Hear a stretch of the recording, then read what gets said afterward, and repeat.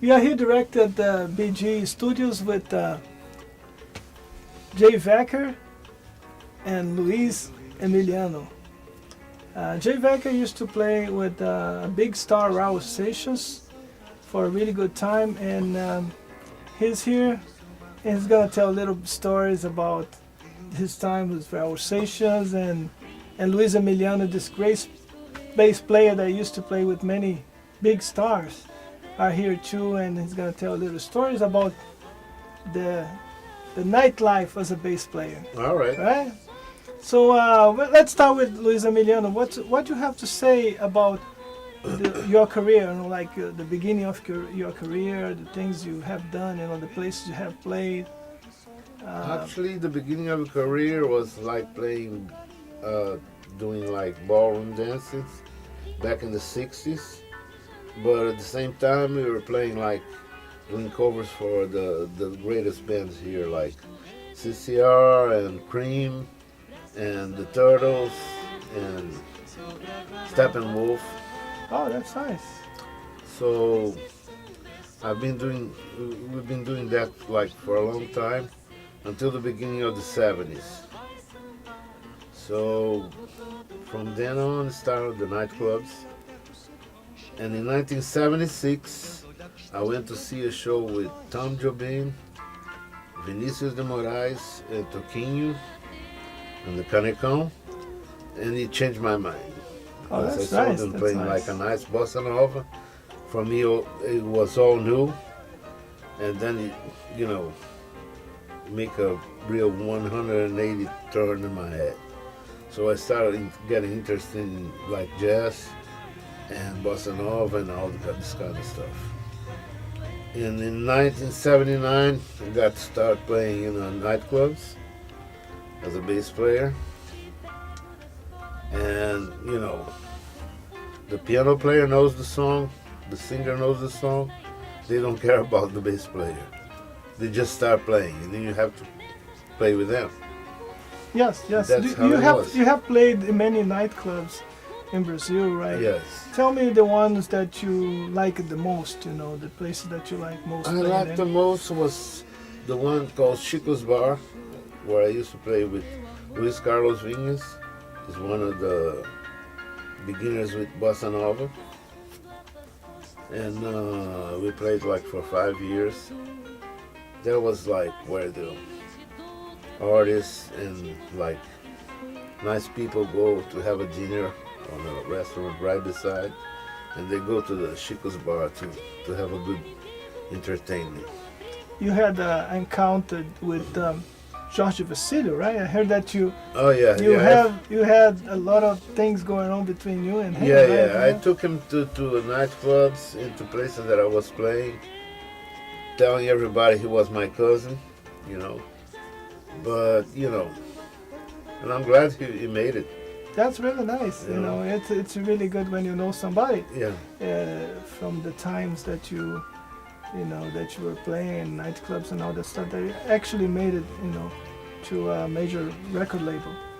Some people that you've been grateful for being experienced with them. And Well, then- first of all, when I like met people, I try to just add something, not take from them. So if I'm in a business, I'm gonna add something, and I did that for a lot of people. Some didn't show any gratitude or something, and some are very thankful, But so far, for the it's people you are grateful, who do you point at, like from the people that you had experience with it? so I don't know if it was the first gig, but when I got on her house, she was playing like Egberto Gismonti, it was Della Fischer, and now she's playing with Egberto Gismonti, Wow, like that's very nice. 20 something years later. But she was like doing Egberto Gismonti a long time ago. And I said, this girl cannot be playing at her bedroom. She's got to play somewhere. So I did a band called Samambaia back then, and I called her to play. And Nice, nice. by the time, even we were kind of rehearsing at the studio in Botafogo, it was like the Barão Vermelho coming to rehearse too. You know, at the same time, they weren't famous yet. Oh, nice. So that's a lot of stories that that happened back then, and people don't know. About you, any funny stories? Funny stories, man. I gotta hunt that. How much time you got on that tape? I mean, there's hours and hours of stories. But I mean, if you ask me more specifically, like, I've got stories from Germany, from the Philippines. No, with Raul. With Raul. Funny stories with Raul. Is that what you want? A funny story with Raul? Oh man. I'll tell you a funny story that was kind of dramatic. Was the day we both almost got killed. It's funny now, right? Yeah. It's funny now. Yeah, at the time though it was pretty serious, but Raul lived in this apartment in Gavia, and Gavia's this part of Rio. It's on the side of Leblon. That he rented this apartment in these new towers, and so he was up on, I don't know, the 15th floor or something in one of these towers. And when you were in his apartment, you looked out the front, you saw all of the lake, and Cristo Redentor was across the lake. It was a beautiful view. But when you looked out the back windows, you saw this rock. It was the mountain. The apartment was right up next to a mountain. So one night we had a show that was booked in Tijuca, or one of the suburbs of Rio, and the band was supposed to come over. Just 1 second. Tijuca is not a suburb. Well, whatever it is, it's on the other side. Because I'm from Tijuca. Okay. Well, it's on the other side of Rio. To us. I know. On the other side of the tunnel. Yeah. Yeah. We were on the beach side, and Tijuca's on the know. other side of the mountain. So to us, it was a suburb. But anyway, so one night we had a show out there, and we were supposed to go on stage like at 10 or 11 o'clock. The show was booked for that. So we just got finished eating lunch, and it was around 12 or 1 o'clock. And so we were going, what are we going to do till the band was going to show up at 5? We were going to have a little rehearsal, and get ready for the gig. And so Raul went to the bathroom, and he was in the bathroom. He goes, "Hey, Jay, come here." I go back there, and he looks at that rock, and he goes, "Hey, man, let's go see what's up on that rock." Because we used to climb a lot of rocks. We would scale hills and stuff. So I said, okay, let's go. So we go down, we go around back, and we start climbing up this rock. All of a sudden, we're way up, we're looking down at the apartment complex by now. And so the buildings are like this big, and we're way up there on these rocks. So we were going to try to get up over the top of the rocks and come back down. Wow. So because I was taller than Raul and I have more reach, I would lead the way and Raul would follow. So we got to this one ledge, and so I got up on top of the ledge. It was maybe about this wide and, a couple meters long. And so I got up there, so I reached down, I pulled Raul up to the ledge, and it's like a straight drop down to, some rocks down there. If we fell, we would be dead. So the next move to get to the next level was a boulder that was rounded, that was kind of sticking out past the ledge. Like if the ledge was here, the boulder went out like this. And so I looked at the boulder and I saw an indentation. I thought, well, if I get over here on the side of the boulder, I can reach up and grab this next thing and pull myself up. Then I can pull Raul up. So I went over I jumped out on the boulder, and I went to reach, and my hand fell short about this far. I miscalculated, and I couldn't grab the thing to pull myself back up. And I couldn't slide around the boulder because it was curved to get back to the ledge. So I was stuck on the side of this boulder, Can you imagine that? And it was like, and Raul was stuck on the ledge. He couldn't come up and he couldn't go down. And I was sitting on the boulder and I couldn't go up and I couldn't go down. And nobody knew we were out there, So it was like, I said, man, I don't know what to do. And Raul goes, I don't know what to do either. So we start talking, then we let our life flash before our eyes. A couple hours go by. And I'm still hanging on to this rock for like 2 hours. We're watching the sun go down. Birds are flying by. And we're just sitting there, So it was like, imagine that? we thought it was the end. We thought we were both going to die. I said, man, if I make a move, I'm going to fall. if I fall, it was like hundreds of feet down to some rocks. I was dead on impact. And Raul was stuck on the ledge. She couldn't go either. So What the heck?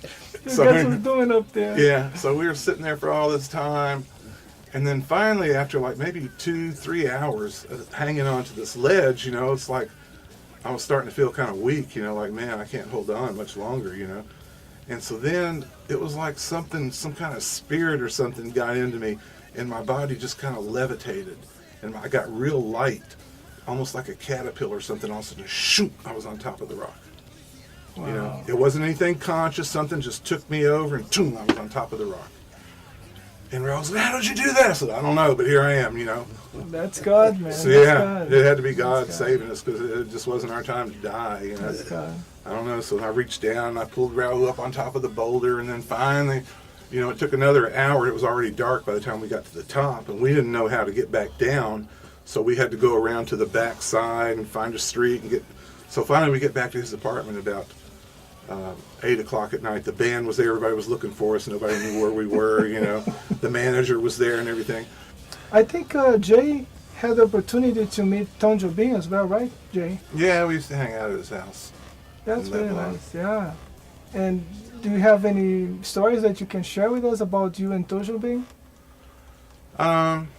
Well, probably the most important story about Jobim was he was writing a song for Jane to record, and it was a song called "Oh Dun Dun."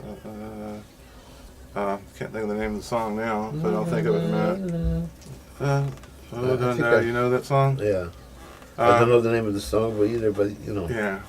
Let me see the guitar for a minute, and then maybe I can remember it. There you go. It was something like. Yeah.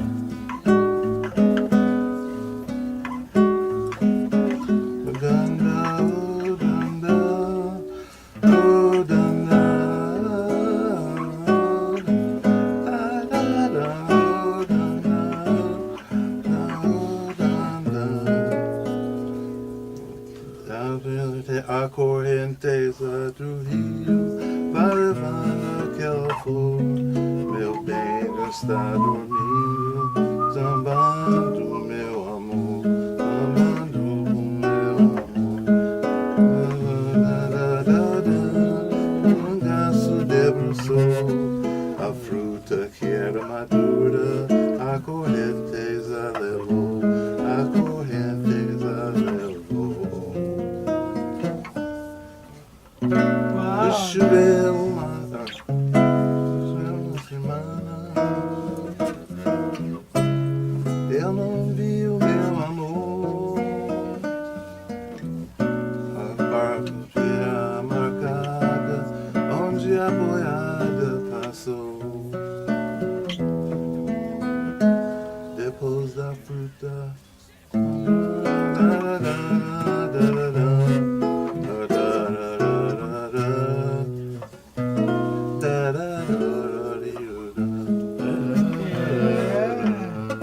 Yeah, a correnteza. Escreva essa música pra Jane. Oh, we're talking in English. All right. Yeah. Okay. He wrote this song for Jane, and the producer that was doing it was from RCA, Gil Beltran. He was a big producer from Spain, and he took over RCA in Brazil. And he asked Jobim to write a song for Jane that would be a worldwide hit like Girl from Ipanema or something. And so, anyway, while this period, while we were working on the song, and Jobim he showed me how to play all of his songs, this harmony. We would go over to his house and hang out.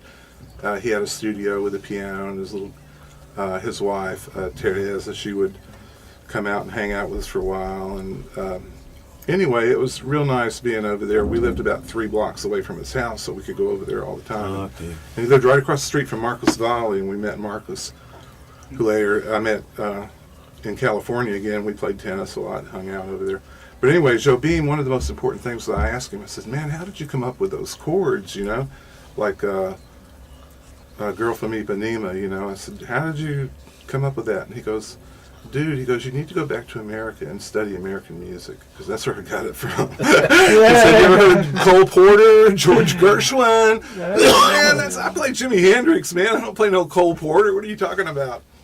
Yeah. So anyway, that was one of the biggest revelations I got from Jobim, was like a smack in the face, like, dude, wake up, you know? That's really nice. Everything is already there. Yeah. Uma gravação do seu LP há 10.000 anos atrás, e o disco vai ser lançado no dia 1º de dezembro. Para esse disco, Raul apresenta uma série de novidades que certamente vão surpreender quem está acompanhando sua carreira. Raul, você que esteve sempre mais ligado a um tipo de música de rock ou de uma coisa assim, tem até um tango nesse seu novo disco? Tem um tango, sim. Então eu falo sobre o tango daqui a pouco. Mas o problema é que tem um rock só, que eu fiz com o meu cunhado, o Jay Vaquer, que chama-se O Dia da Saudade, em comemoração ao Dia da Saudade. É um dia que tem aqui no Brasil, em todo mundo chora. É um dia especial. É o único rock que tem no disco, o Dia da Saudade, um heavy rock.